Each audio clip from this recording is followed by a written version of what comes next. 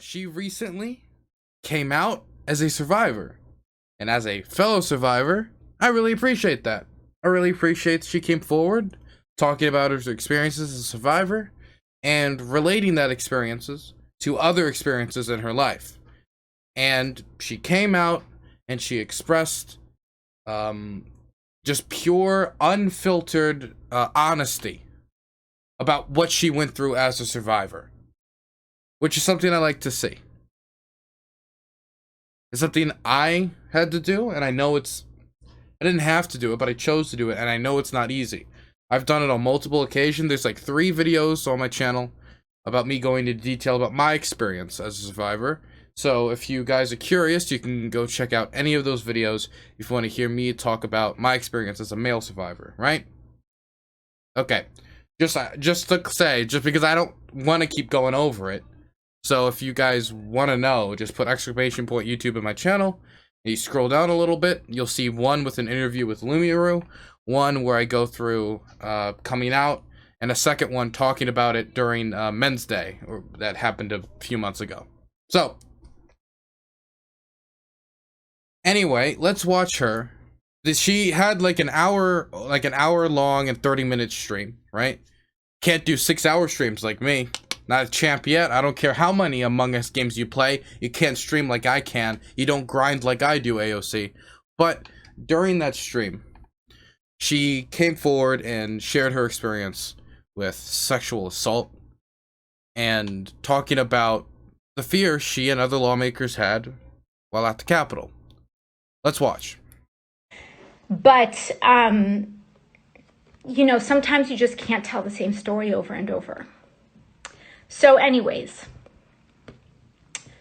the reason I say this and the reason I'm getting emotional in this moment is because these folks who tell us to move on, that it's not a big deal, that we should forget what's happened, or even telling us to apologize, these are the same tactics of abusers.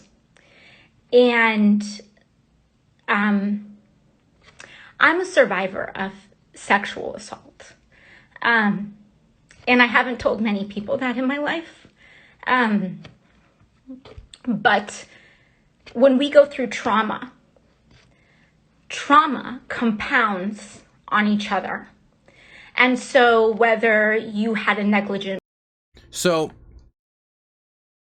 you can see it was difficult for her to come forward, but I want to say something, which is this kind of relates a little bit to when I first came out.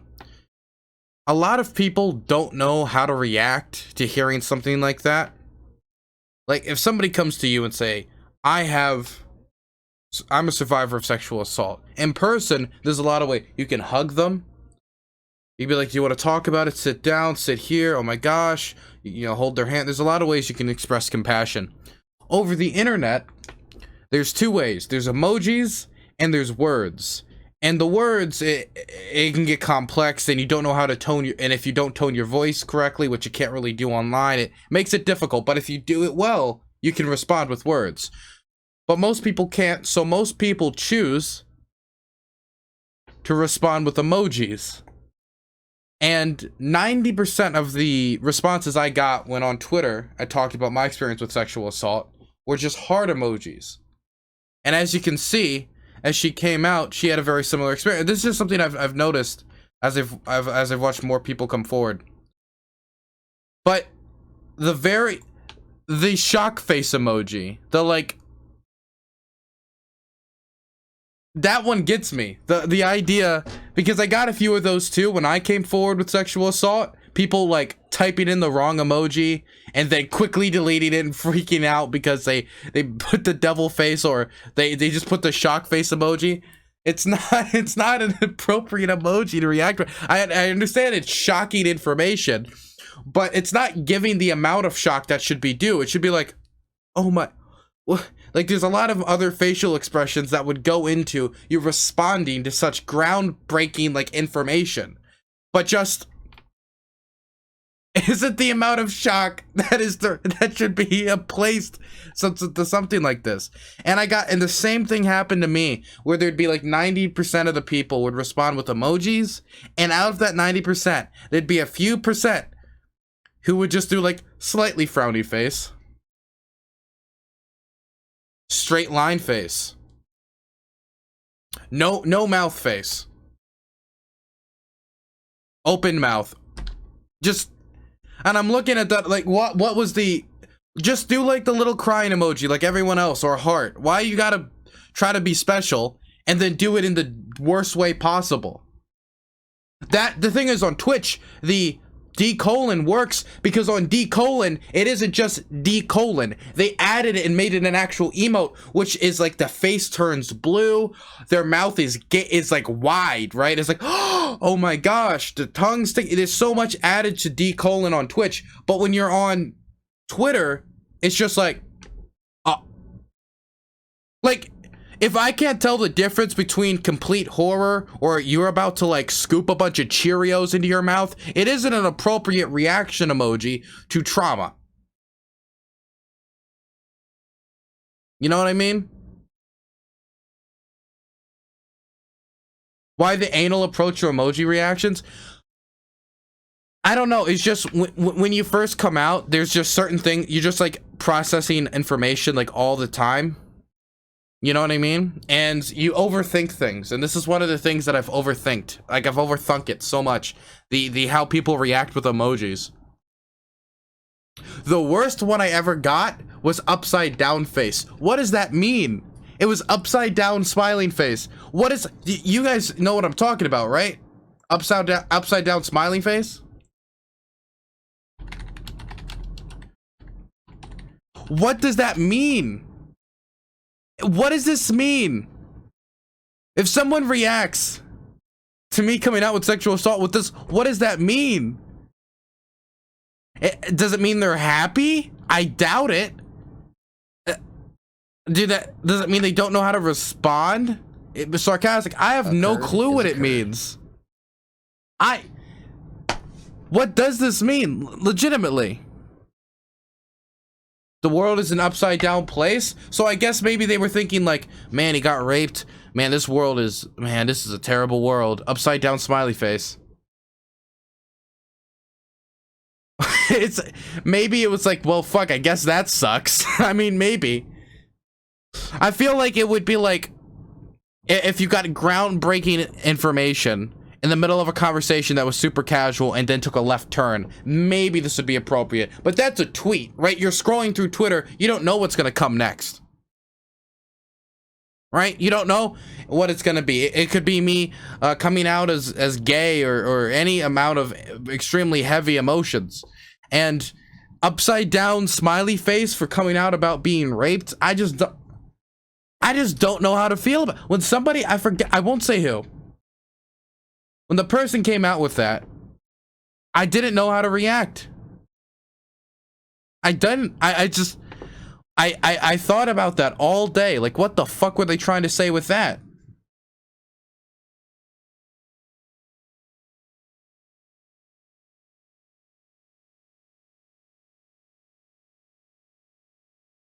What was that other one?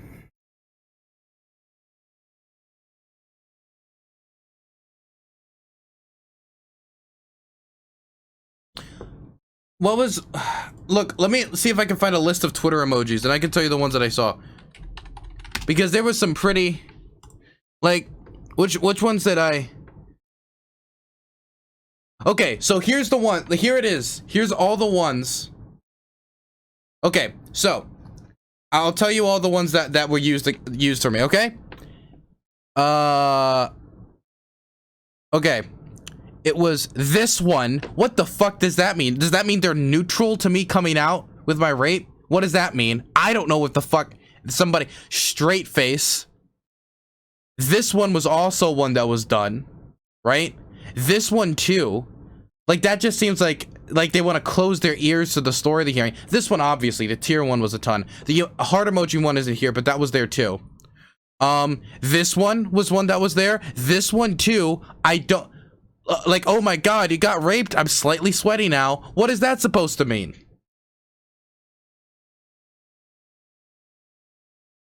I mean, like, what does that mean? You got raped? Oh damn, oof, that makes me, oh my gosh, I better polish my upper forehead. Oh boy, somebody get me a. Oh boy, I'm I'm slightly sweaty now. This one too. This one I got. What does that mean? I got like one of these. Well, that's kind of a mood. That's kind of a vibe killer, isn't it?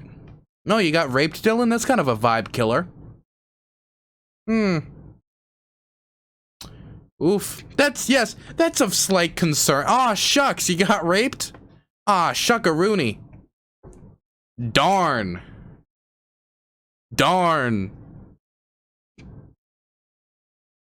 This one, right, which I've already expressed my confusion on this one.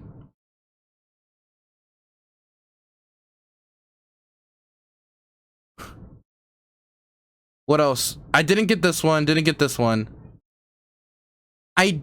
this one or this one. What I did get was this one right here, the green sick one. I assume they mean like the events were so sickening it made them feel like that, but it felt like I was like, oh God, why do you have to say that on Twitter, you know? But I get what they were trying to say, so that one didn't get me too much. The crying one, I got that one. That one I got too. This one, I don't even know why they got two of the same emojis, but one of them has eyebrows, one of them doesn't. I didn't get either of these. I did get that one, which I get what they're trying to do. Like, it's like a concerned face. Like, concerned for my well-being. I got one of these. I don't even know what to think of that one. I got the frowny faces, of course. I got the slightly blue frowny face. I got one of these. Were they just saying yikes? Like, look, yikes is something that can be thrown in a lot of situations. Right? But if somebody comes forward saying that's like, yikes, you know? I get you're saying yikes to what happened to me, but it sounds like you're saying yikes to me coming out. You know what I mean? Like, that just didn't hit right. Like, man, I was raped when I was a kid. Like, because that's what I said. Yikes. That isn't... Like, yikes to what? Yikes to what? Yikes to me? Yikes to my experience? Yikes to them? Not to mention, if it is yikes to what happened, is yikes really the appropriate reaction? Even though it feels... Even if we jump over the thing that it could be directed at me and just assume it's being directed at the events, yikes towards a rape is probably not the strongest emotional reaction possible there, right? Yikes, man. Or what if it's directed at the rapist? Yikes, man. Shouldn't have done that. Yikes, man. Then I got these two. I got one angry face and one devil face, but they deleted the devil face. And I assume they misclicked an emoji, so I'm not going to judge that. But I got the angry face, right? I got a few of the angry faces, and the angry faces made me think,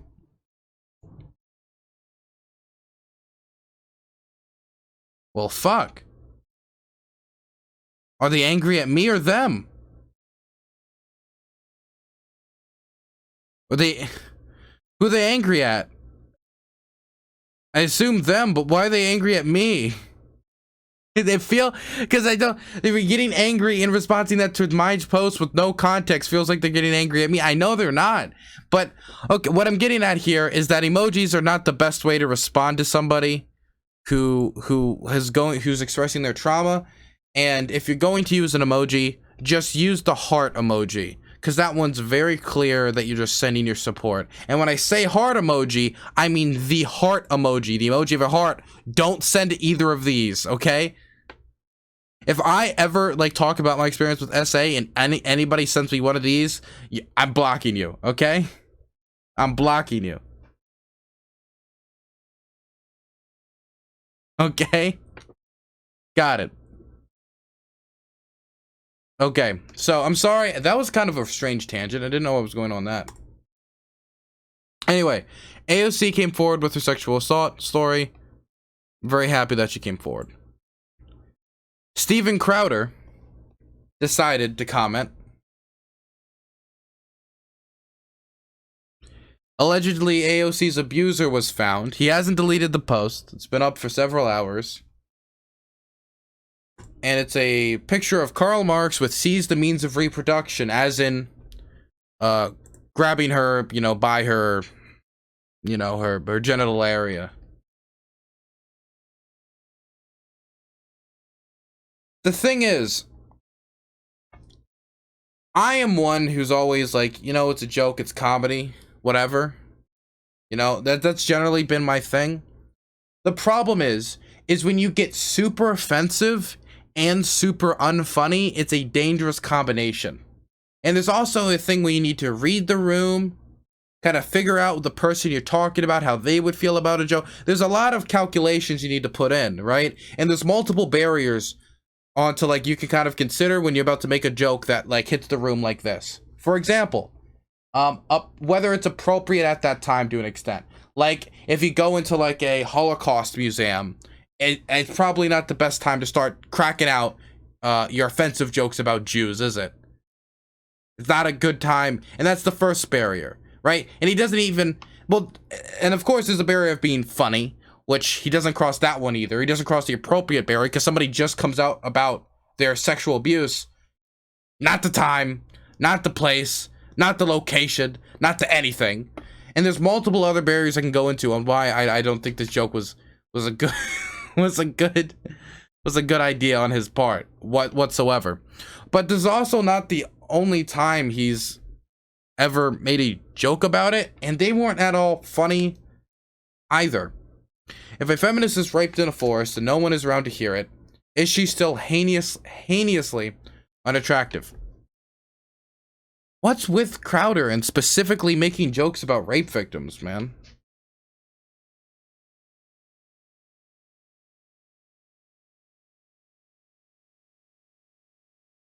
Thing is, if a joke is offensive and unfunny, then it's just an offensive comment. If a joke is offensive and unfunny, and it's not in an appropriate location, then it's just an offensive comment that's just going to end up hurting people.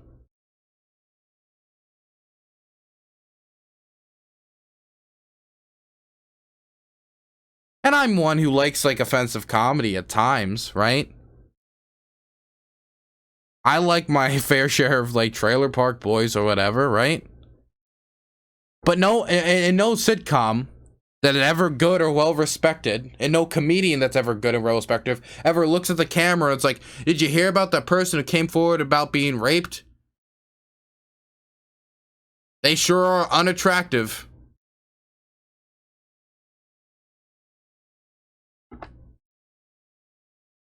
That person who was raped, did you know they're a communist? Which is the butt of the joke of the last one. Not.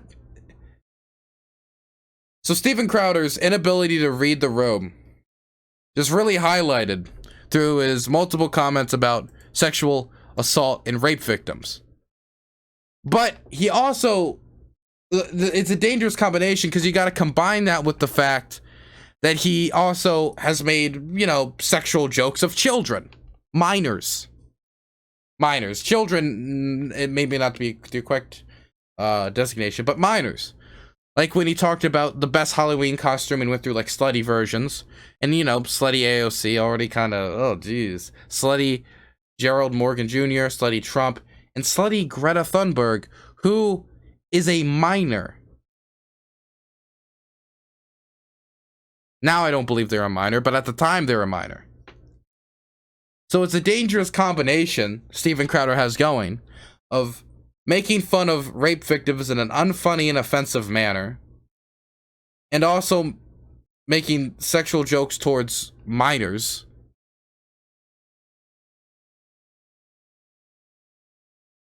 And this doesn't feel like somebody trying to be funny.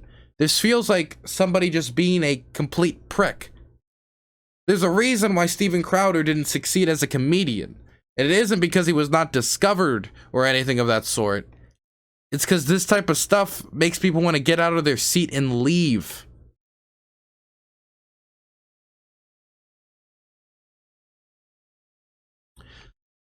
But also on the topic of Steven Crowder, he recently put out the idea that he might be running for Congress. I never intended to, and I still don't want to, but these Republicans are aspiring me to consider, maybe potentially, if they don't get their shit together, running for office. Ooh, everybody. Me, Steven Crowder, might run for office. Between my slutty Greta Thunberg tweets and my comments about AOC's rape, sexual assault, I had the bright idea to say maybe I should run for office. Which, by the way, was literally 1 day before he made this tweet, exactly showing why he shouldn't run for office. But I collected a collection of Steven Crowder's greatest hits to remind him that his ability to run for office might have already been previously undermined. The first joke, which we've already gone over, joke, so to speak. The fact that he sold shirts that said socialism is for F slurs. It's just a shirt, I'd read it, but of course, TOS. Now his joke that was then surrounding this one after it got banned, I believe, from like some merchant sites or whatever, some clothing sites online, was that it standed for figs. Which obviously, funny like diversion there, but the idea is socialism is for F slurs. F slur, Frenchy? Yes, the French. That's what it's about. Poll. What concerns you most about the way the media covers mass shootings and gun control? Blatant lies. Lies by omission. All the Jews. The thing that gets me about this one, really, is I can't tell if it's a joke.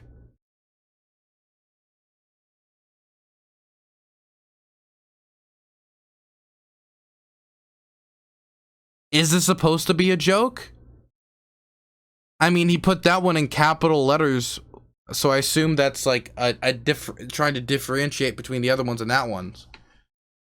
But the fact that it's hard for me to tell if it's a joke or not makes it a pretty shit joke.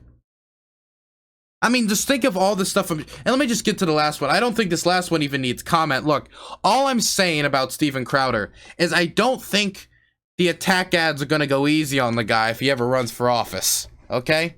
The fact that the day after, he's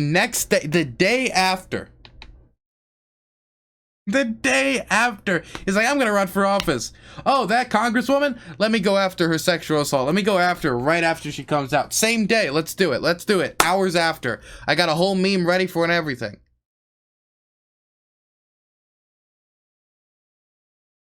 Okay. What the fuck? Is he really? Wait. Well, let me see if I can find it. This is an old one. Let me see if I can find Steven Crowder Obama song.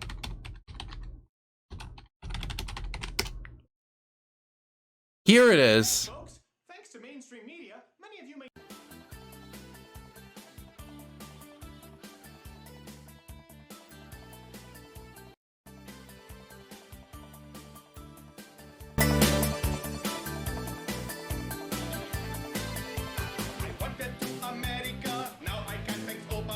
military funding cut. Looks like now I have a shot. You're weakening the home team, so my job is real easy. All do praise be to Allah. Now I'll start the fatwa.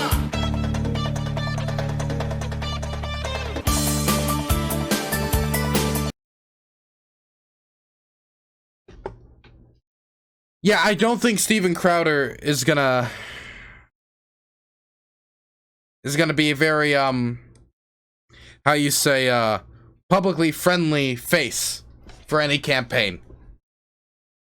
Personally, the amount of material that is available to be thrown at him in attack ads makes me feel somewhat safe. Now, the fact that Trump got elected and he, said ban Muslims does make me concerned, of course. But that plus the conservative civil war, and I actually don't know what district he'd be running in. Does anybody know? It's sad that none of this is disqualifying. With the whole, Trump said he wanted to ban Muslims and bomb civilians, and that didn't stop him. And of course, he'll dismiss this all away as just, it's just a joke, Lamau.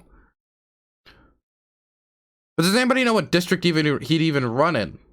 Because if it's a district that's like 50-50 Dems and Republicans, then I'd say he doesn't have a shot. But if it's like a pretty red district, who knows? Oh yeah, this is the crux of Crowder's comedy. Somebody in chat brought this up. Don Hooligan. This is the crux of Crowder's comedy. You're different. Look, that person's Asian. That one's a Muslim. That one's transgender. It's different. They're different. Can you believe it? They're different. He ruined Arthur for you? Clipped and shipped? Oh, don't clip and ship that. Oh gosh. I'm getting worse clipped and ships than what's his face? The Twitch. Who's that Twitch therapist dude? He's got some pretty hardcore clips and ships. Dr. K. Yeah, he's got some hardcore Dr. K from clips from his interviews with people. But anyway, that's Steven Crowder. And of course, this is the one that I think is gonna hit the hardest. This one, I would just send. Could you imagine mailers being sent out to every home with this on the front saying, "Is this the future of the Republican Party?" I don't know. Is this the future of our district?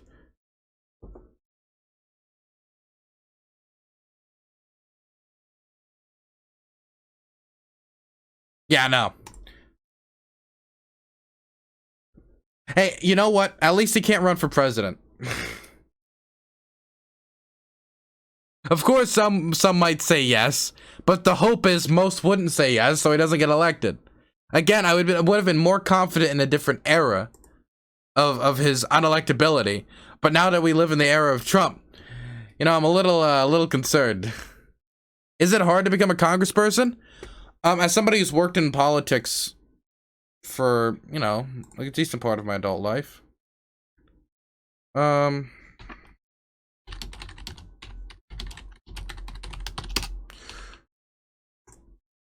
would like to think it is, but I guess when you got like fame and celebrity, it gets easier. Not that me streaming on Twitch has anything to do with that. Anyway, that wasn't the only person who reacted in a very interesting manner to AOC coming out. Okay, so this is Glenn Greenwald on, I'm not gonna say whose show he's on. Wait, fuck, it's in the corner. Well, damn, I can't tell. I was gonna, but basically he's on Jimmy Dore's show, and he thought it was a good idea to go after AOC for her for her thing with Ted Cruz, right? There's just people just going after AOC recently. Ted Cruz, basically what Ted Cruz was like, I agree with you, AOC, and then AOC was in response like, fuck you, right? Just in response was, fuck you, you almost got me killed with your insanity. And Glenn Greenwald is so angry. And so is Jimmy. So we're going to listen to it for a second, and then I'm going to tell you my thoughts. This week has been like the most amazing week of having the left and the right unite against Wall Street. Almost everybody across the spectrum supports what those Redditors are doing and is thrilled to see these hedge fund leeches suffering. And it has it's created a major opportunity to regulate, to legislate, to reform. And Ted Cruz, whatever you think of him, reached out by saying, I agree with AOC about this. So that was an opportunity for right and left to join together to do something that supposedly her main reason for existing as a political figure, which is fighting income inequality. And instead she turns around and says, fuck you, I don't want to work with you. You guys got me murdered. You're a white supremacist. And suddenly the two camps divide again. And over here you have the red team and over here you have the blue team cheering like morons at a fucking high school football game again because she ruined that movement because all she wants to do is attack Republicans and fortify the Democratic Party. That is what the left has become, and they know it. And that's why all that's left for them to do is do things like talk about your personality and occasionally mine. It is stunning to see AOC turn into Adam Schiff. it is stunning to me to see her just totally focus all her ire. And it started for me. Disturbing breaking news. A Texas man who participated in the Capitol riot is now charged with threatening to assassinate Democratic Congresswoman Alexandria Ocasio-Cortez. A good ending to that one. A good ending to this video. Happy it gave a little pushback at the end. But look, the thing is, I find it very funny from Jimmy Dore and the rest of them, who would talk about Jimmy Dore and Glenn Greenwald, who would talk about constantly. And you know what? This is a legitimate criticism. 100% legitimate. How can you get X group to vote when Biden either was a part of or didn't push back upon certain policies? He had this relationship with Strom Thurmond. He had this, he had that. And you're going to ask people from this community or that community or this community or the gay community or any of these communities to support him? That is ridiculous. That is ridiculous. Think about the emotional weight that is on their chest, because Glenn Greenwald and Jimmy Dore really care about survivors and really care about these communities, and that's why they're saying this. But then when AOC literally has to hide in a wall because cops are being beaten to death, reporters are being assaulted, pipe bombs are being planted, reporters' equipment's being smashed, Confederate flags are being flown in the Capitol, cops afterwards, due to the trauma and failure of what happened on the day, blew their brains out after. People getting shot, trampled, crippled. And she's saying, because that person, Ted Cruz, helped fan the flames that made these individuals who were storming the Capitol feel that the election was stolen, that there was fraud, widespread fraud that robbed them of their democracy. And then the president of the United States has his special speech. And Rudy Giuliani's talking about trial by combat. They go up there, do all that, and after all of that, Ted Cruz still tries to fight the certification of the election when there's no evidence of widespread voter fraud. And after, 0 to 1 million Trump campaign team court case, after all of it, he still continues to fan the flames after there is blood on the floor. He continues to do it. And then we're all supposed to just forget what happened. We're all just supposed to forget what happened. And AOC, one of the people whose lives were under threat, when people were going in there shouting, "Hang Mike Pence," they had zip ties ready, nooses outside. Those rioters threatening to assassinate AOC out there. And this is the guy who fanned the flames. And you think she might have some problem working with that individual. And this is the one. That's the line for unity in your mind? Before Jimmy Dore, Glenn Greenwald, these individuals saying, how can you ask for this group to unify behind Joe Biden when Joe Biden did all these things? Even if it's for this or that cause, it'll be better than Trump. How can you ask this group or that group? How can you get any of them to unify behind Joe Biden? Hey, it is possible. That is wrong, and you shouldn't be lecturing to them. Don't voter shame. Oh, AOC doesn't want to work with the person who helped fan the flames of sedition that ended up killing people in DC and put her life on the line? Oh, come on, AOC. Show some unity. The hypocrisy of Jimmy Dore and Glenn Greenwald here blows my mind away. Absolutely blows my mind away.